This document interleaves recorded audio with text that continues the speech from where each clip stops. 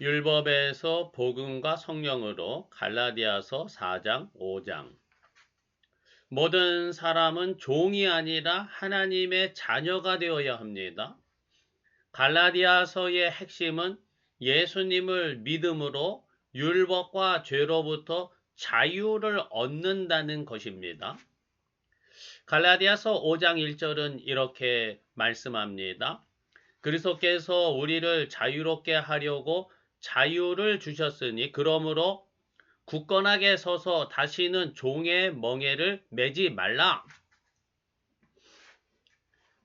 갈라디아서는 우리가 죄와 율법의 종노릇에서 해방되어 하나님의 자녀가 되었음을 설명하며 이제는 다시는 죄의 멍에를 매지 말고 자녀로서의 삶을 살아야 한다고 강조합니다. 갈라디아서가 보여주는 신앙의 3단계가 있습니다. 갈라디아서를 통해 신앙의 흐름을 이렇게 정리해 볼 수 있습니다. 1단계, 죄와 율법 아래 매여 있는 상태입니다. 2단계, 예수님의 복음을 믿어 하나님의 자녀가 된 상태입니다. 3단계, 성령의 인도하심을 따르는 삶입니다. 많은 성도님들이 나는 예수님 믿고 구원 받았습니다 라고 고백하면서도 실제 삶에서는 여전히 죄와 율법 아래 붙들려 있는 경우가 있습니다. 1단계에 머무는 거죠. 혹은 죄에서 벗어났으나 하나님의 자녀됨을 전혀 누리지 못하는 경우도 있습니다. 또 어떤 성도는 자녀로 살다가도 다시 율법의 자리로 돌아가기도 합니다.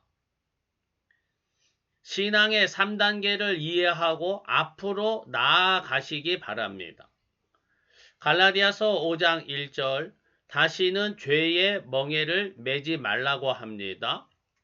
구원 받았다고 해서 모든 것이 자동으로 완성되는 것이 아닙니다. 잘못하면은 구원받기 이전의 상태로 되돌아갈 수도 있음을 경계해야 합니다.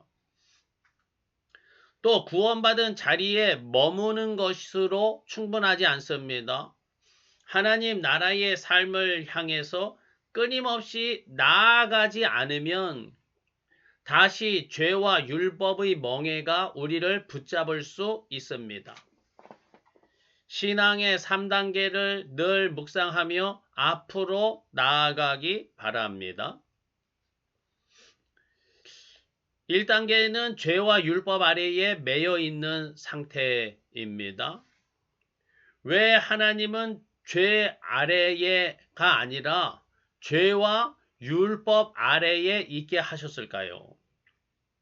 갈라디아서 4장 1, 2절은 유업을 이을 자라도 어릴 때는 종과 다름없이 후견인과 청지기 아래에 있다고 말합니다. 1단계에 죄와 율법 아래에 머물러 있게 한 것이죠.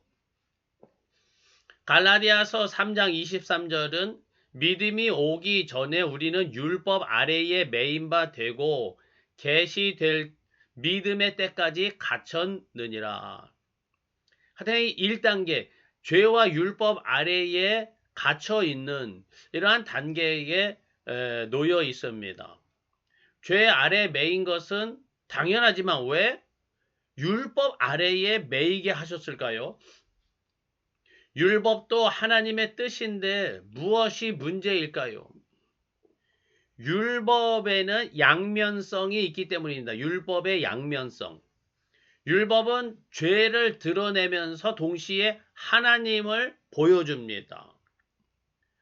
율법이 없다면 죄가 무엇인지 알 수 없고 죄인에게 심판을 내릴 기준도 없습니다. 율법이 있는 곳에 죄가 있다는 말은 바로 이것입니다. 동시에 율법은 하나님의 뜻과 하나님 나라의 모습을 보여줍니다. 율법이 없으면 사람들은 죄 가운데 살면서도 아무 거리낌 없이 살 것이지만 율법이 있기 때문에 하나님을 생각하고 하나님을 두려워하고 하나님께 순종하려는 신앙으로 나아갈 수 있습니다. 율법은 어디에 기록되어 있을까요? 신구약 성경 전체에 하나님의 율법이 기록되어 있습니다. 그러므로 나는 이미 구원받았으니 성경을 읽지 않아도 된다고 생각해서는 안 됩니다. 말씀을, 성경을 읽지 않으면 구원의 확신이 점점 흐려지고 시간이 지나면서 하나님이 살아계신지조차 의심하게 되고 결국 자기 생각, 자기 욕망, 세상 관심에만 휩쓸려 살게 됩니다. 구원받았다 해도 말씀을 읽지 않으면 믿음이 약해지고 세상과 죄에 빠질 수밖에 없다는 것을 명심하기 바랍니다. 매일 말씀을 읽으며 믿음을 지켜 살아가시기를 바랍니다. 이 성경에는 율법이 있고 또한 복음이 함께 기록되어 있습니다. 그래서 이 성경을 열심히 읽어도 율법에 머무는 성도들이 있어요. 안타깝게도요. 교회에 열심을 내는 성도들 가운데는 예배, 헌금, 각종 모임과 규율 등에 집착하면서 스스로를 정죄하는 율법주의에 빠지는 경우가 있습니다. 예수님은 이러한 형식적인 신앙과 율법주의를 책망하셨죠.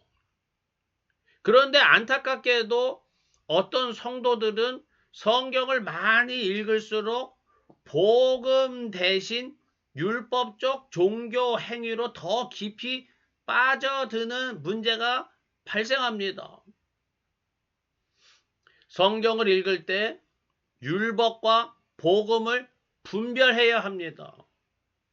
성경에는 제사법, 절기, 규례, 형식적인 종교 행위 등 율법이 가득합니다. 갈라디아서 3장 24절은 율법을 그리스도께로 인도하는 초등교사라고 말합니다. 또 갈라디아서 4장 1에서 3절은 율법을 초등학문 아래 종노릇하는 상태로 묘사합니다. 율법은 어린 시절 필요한 초등교사이며 궁극적 목적은 그리스도께로, 예수님께로 인도하는 데 있습니다. 그러므로 성경을 통해서 복음을 발견하지 못한다면 계속 율법으로 정죄하고 정죄받는 율법주의 수준에 머무를 수밖에 없습니다. 성경을 읽을 때 가장 중요한 초점은 복음입니다. 복음. 예수님을 읽으면, 성경을 읽으면 읽을수록 복음을 더 깊이 깨달아야 합니다. 예수님이 왜 복음인지, 왜 믿음으로 구원받는지, 왜 은혜인지 깨닫지 못한다면 성경은 오히려 우리를 정죄하는 율법책이 될 뿐입니다. 성경은 예수님께로 인도하는 초등교사이기에 성경을 통해서 예수님의 복음으로 매일 나아가기를 바랍니다. 그러면은 성경만 읽으면 죄와 율법에서 저절로 해방되는가? 성경을 읽을 때 효과가 있어야 하겠죠. 효과. 성경 읽기의 첫 번째 효과는 성경을 통해서 예수님을 발견하고 복음을 깨닫고 믿음으로 구원받는 것입니다. 성령님이 말씀을 통해서 빛을 비춰주셔서 복음을 깨닫고 믿게 해 주십니다. 이게 성경 읽기의 첫 번째 효과이고요. 성경 읽기의 두 번째 효과는 복음을 실제의 삶에서 살아내는 것입니다. 복음의 삶을 살지 못하면 다시 율법적 삶과 정죄의 삶으로 돌아가게 됩니다.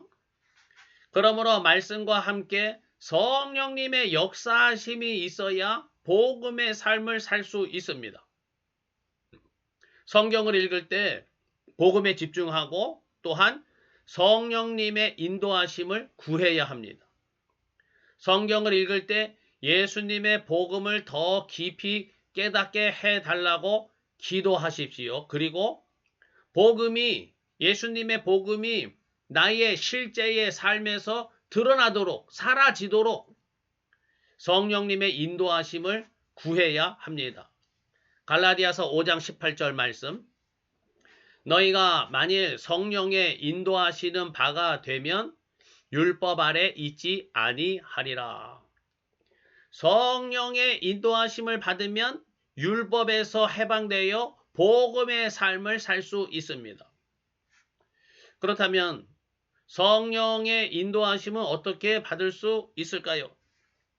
성령님은 예수님의 영이심으로 예수님의 복음에 합당한 방향으로 나아갈 때 성령님의 인도를 받을 수 있습니다.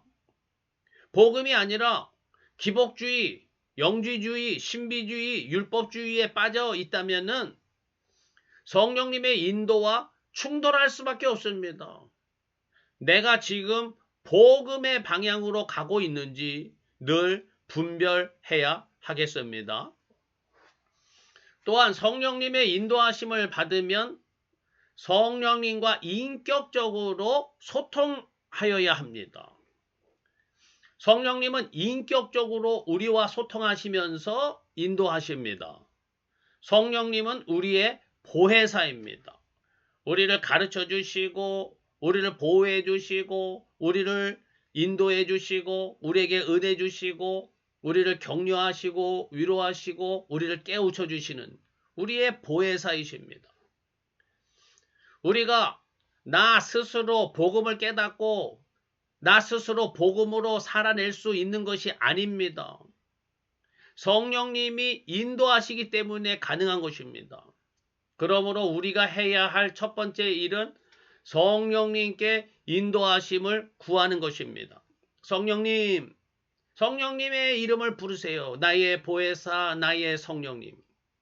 예수님의 영이시고 하나님의 영이신 나의 성령님. 나를 인도하여 주셔서 복음의 삶을, 예수님의 복음의 삶을 살게 해 주소서. 살아계신 성령님을 믿고 성령님의 이름을 부르며 성령님께 인도하심을 마음을 다하여 구하시기 바랍니다. 그리하여서 예수님의 복음의 삶을 살기 바랍니다. 율법에서 복음과 성령으로 갈라디아서 4장 5장 내가 그리스도와 함께 십자가에 못 박혔나니 그런즉 이제는 내가 사는 것이 아니요 오직 내 안에 그리스도께서 사시는 것이라. 만일 의롭게 되는 것이 율법으로 말미암으면 그리스도께서 헛되이 죽으셨느니라. 그러므로 성경을 매일 읽으며 예수님의 복음을 날마다 깨닫고 믿음을 지켜야 합니다. 성경을 읽으면서도 율법으로 되돌아간다면 우리는 죄와 사망 속에서 끊임없이 방황할 뿐입니다. 성경을 통해 율법에서 복음으로 나아가야 합니다. 또한 복음을 머리로만 알고 그치는 것이 아니라 실제의 삶에서 복음대로 살아가야 합니다. 이를 위해서 성령님의 인도하심을 날마다 구해야 합니다. 하나님의 영이시며 예수님의 영이신 나의 보혜사 성령님, 우리를 예수님의 복음에 합당한 삶으로 인도하여 주소서. 날마다 성령님의 인도하심을 구하며 복음에 합당한 삶을 살아가는 성도님들 되시기를 간절히 축원합니다. 아멘.